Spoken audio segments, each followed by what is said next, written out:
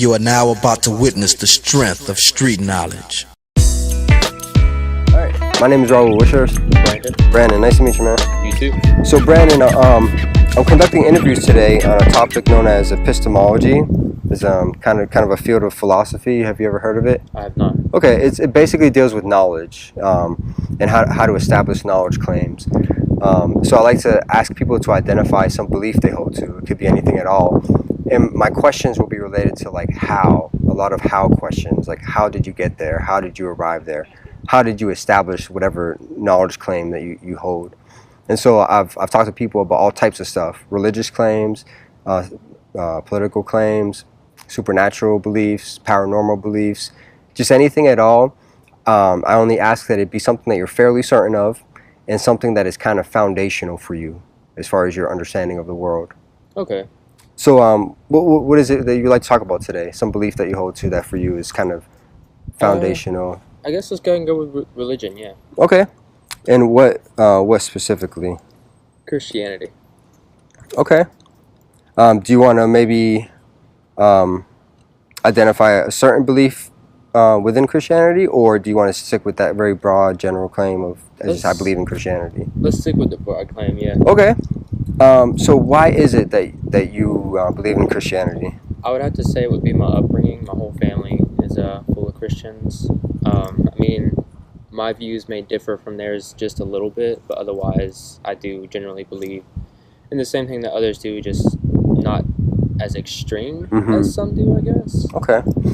So you believe in Christianity because of your upbringing. Here's another question. How do you know it to be true? I don't. Okay. That's just what I believe.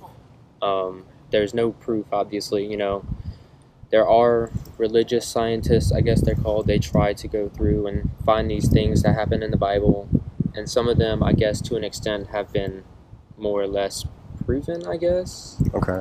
They found, you know, the carriage in the middle of the Red Sea, things like that. I haven't researched it too much myself, so I don't know a lot about it myself. Okay. On a scale of like 1 to 10, how certain would you say you are that Christianity is true? Would you say you're like a 10 where you're absolutely certain, or where would you put yourself on that scale? I'd probably say somewhere in the middle, because as much as I want to believe it's true, anyone else can say it's not. Okay. So what, like a 5 out of 10? Yeah. Okay.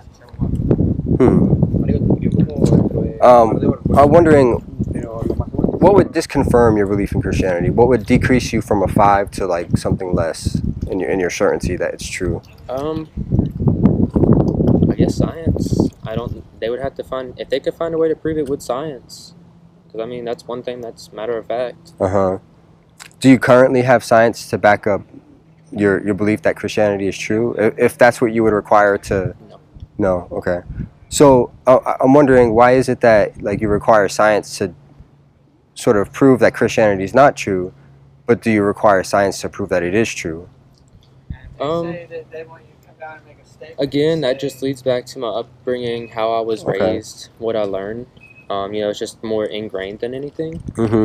I mean, I imagine if I was raised a different way, I would be firm set in those beliefs instead. Okay. Such as, you know, Muslim or Buddhism or anything like that.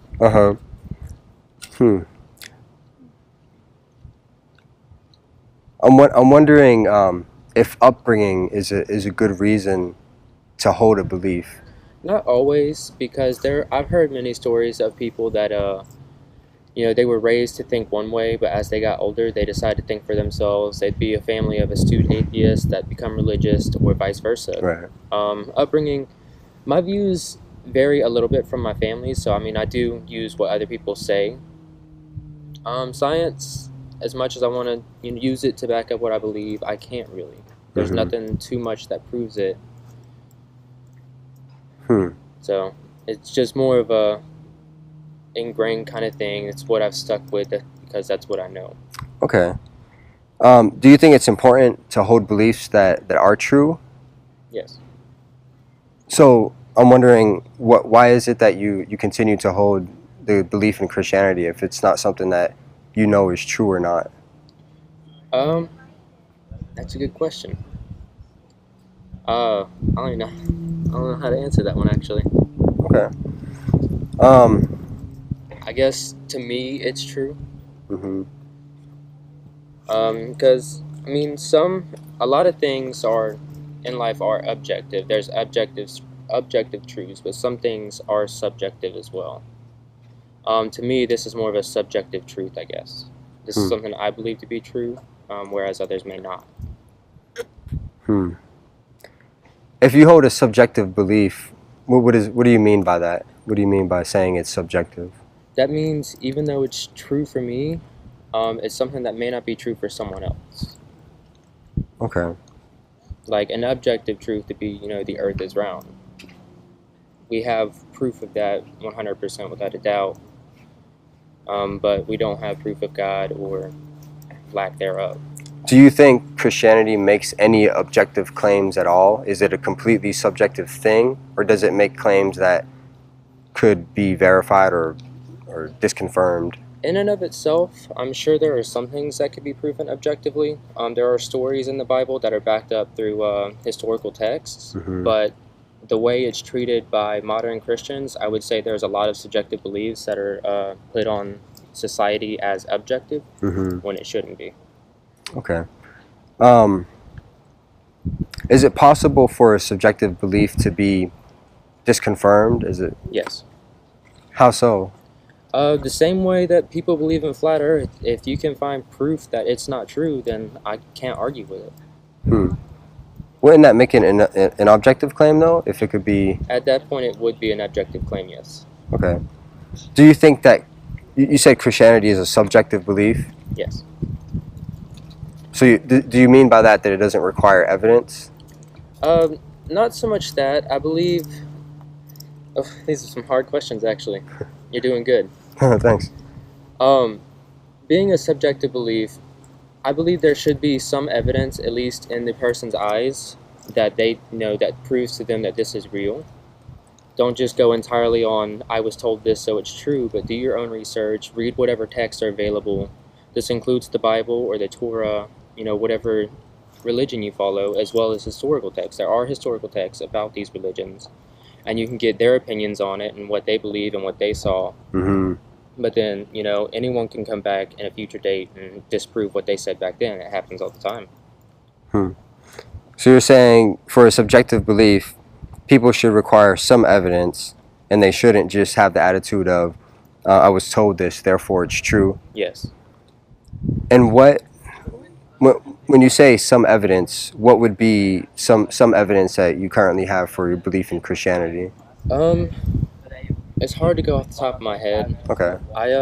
I've read parts of the Bible. I'm not gonna, sit here and say I read the whole thing. That's not true. Okay. But I've read parts of it, and I've read historical texts about, what we believe to be our Jesus, and, what people have said about him back in that time period as well.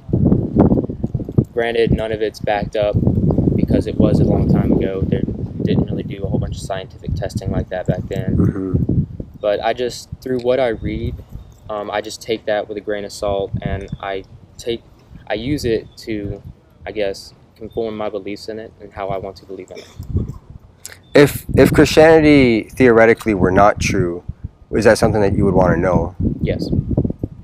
And how would you find that out? So you were raised Christian, and so you believe it kind of by default, it sounds like.